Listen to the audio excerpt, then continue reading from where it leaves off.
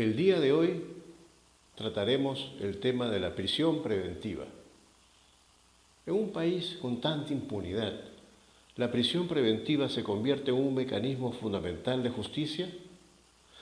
La corrupción tiene sistemas, maneras de alterar los resultados de un proceso, tiene llegada a los medios de comunicación, consigue autoridades corruptas para librarse de las condenas.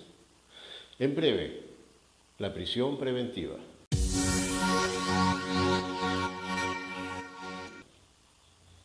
¿Qué es la prisión provisional o prisión preventiva?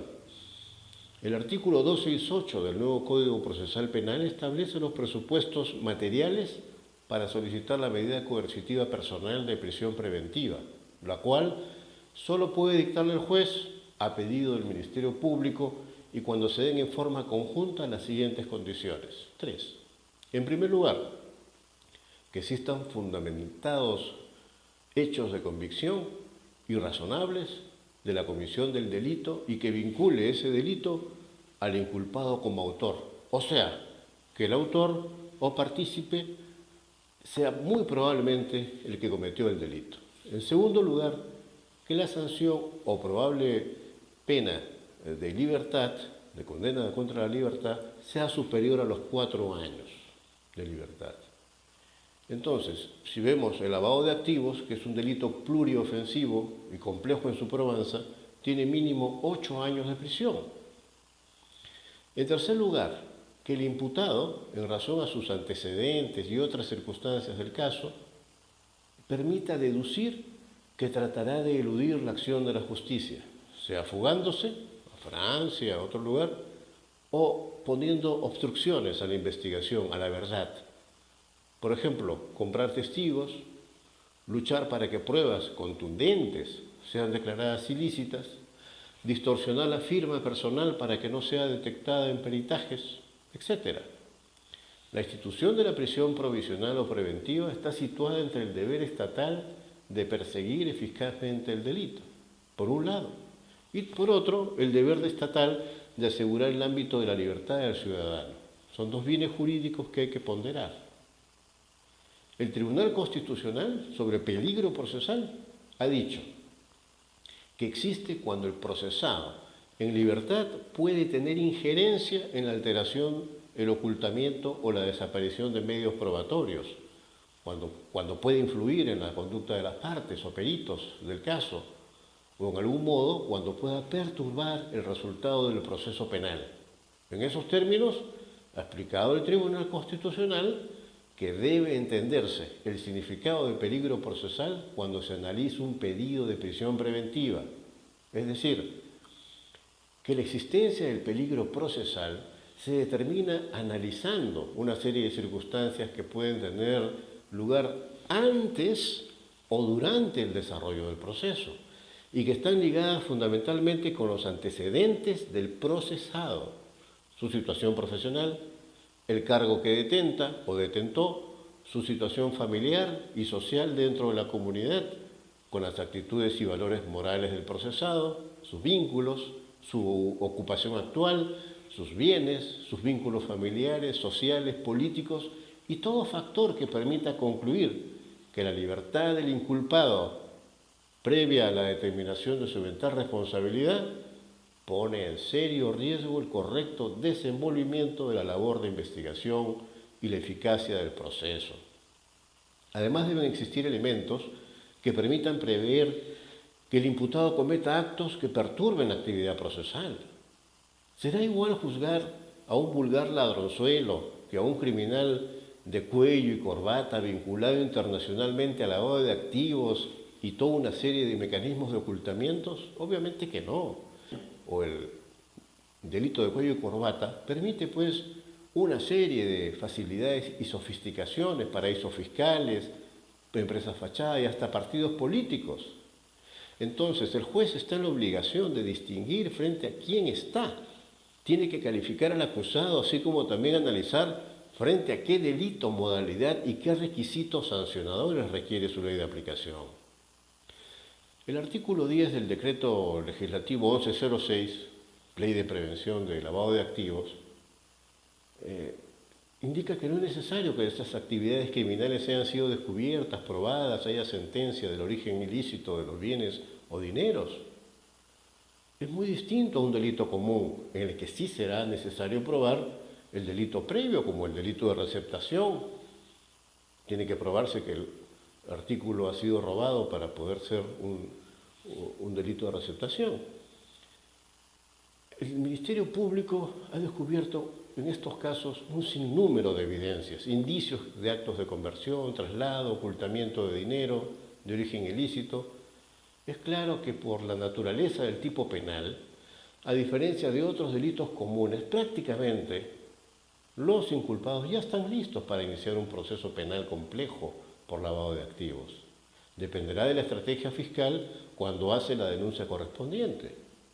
Esto no se ha dicho, no se menciona, al contrario, se confunde al público indicando que nada está probado, como si el delito de lavado de activos requiere de prueba de origen ilícito y con alguna sentencia previa en honor a la verdad. Eso es falso. Más de 12 abogados mediáticos afirman que la medida de prisión preventiva es exagerada. Por televisión permanentemente nos están indicando que no se cumplen los requisitos, pero olvidan que el peligro de fuga es una interpretación que implica la existencia de elementos concretos que llevan a presumir el riesgo muy probable de que el imputado pretenderá sustraerse al proceso penal, a la acción de la justicia y a su responsabilidad. Para poder tener indicadores objetivos de ello, el artículo 269 del Código Procesal Penal señala tener en cuenta aspectos muy puntuales.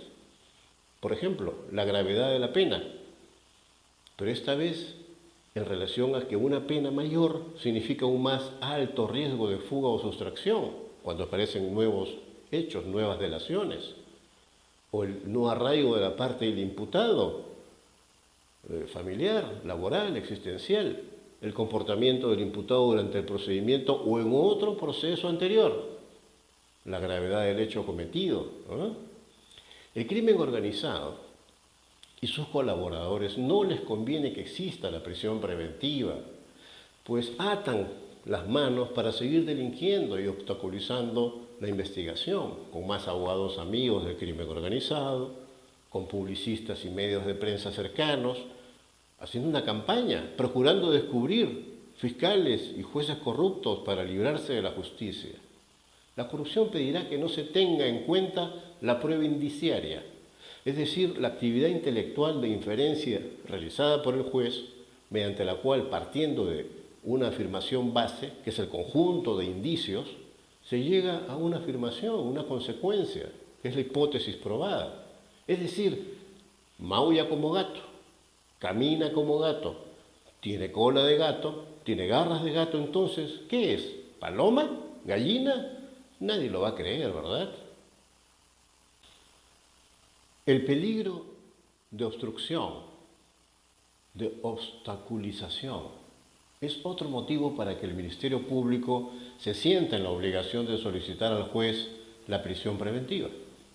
El peligro de obstrucción se entiende como la posibilidad real y objetiva de que el imputado interfiera, dificulte, entorpezca, ponga trabas, imposibilite o trate de imposibilitar el desarrollo de las diligencias o actos de investigación, de tal modo que su permanencia en libertad constituye un peligro para la investigación, pues existen indicadores de riesgo razonables de ello.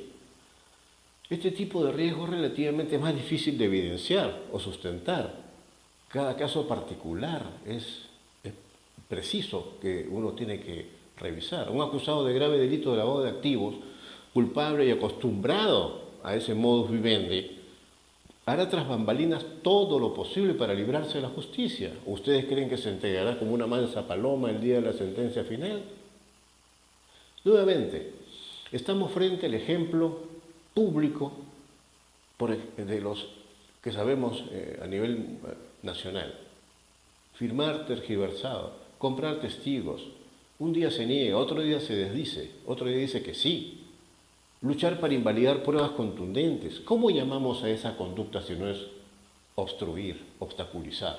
Más claro ni el agua.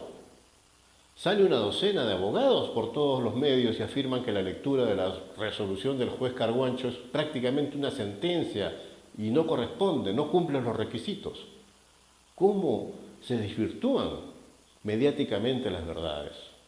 Pero como ya hemos explicado, estamos frente a un cúmulo de evidencias, indicios, testimonios, delaciones premiadas, etcétera, que para el caso del delito de lavado de activos es suficiente. Esas evidencias reflejan un modo habitual de conducta del procesado de alto riesgo y es evidentemente obstruccionista. Por eso el juez toma los resguardos necesarios para evitar riesgos contra la investigación penal.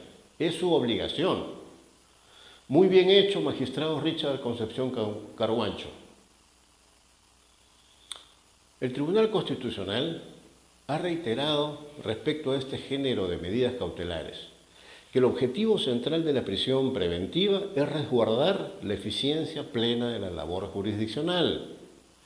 ¿Quién garantiza que no habrá manipulación, obstrucción, intento de corrupción de los inculpados frente a hechos interpretables de riesgo? ¿Quién garantiza que no se fugan? Nadie, absolutamente. Entonces, ¿qué ocurriría si los inculpados se fugan o logran invalidar la prueba prohibida o influir en determinados jueces? ¿Quién sería el responsable? Usted decide. La manipulación mediática pretende detener toda la información.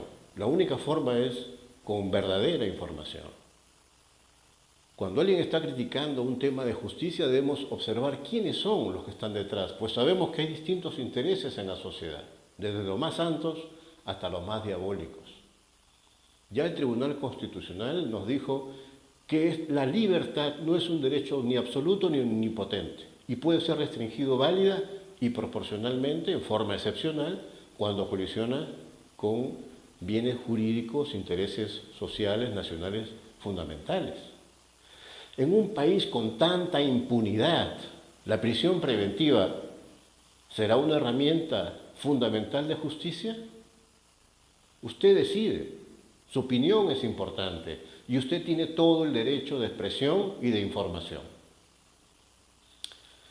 No se olviden de suscribirse a Faula y Condena en YouTube y, si desea, escríbanos a nuestro Twitter, haga comentarios y comparta este video. Nos vemos pronto en el siguiente programa.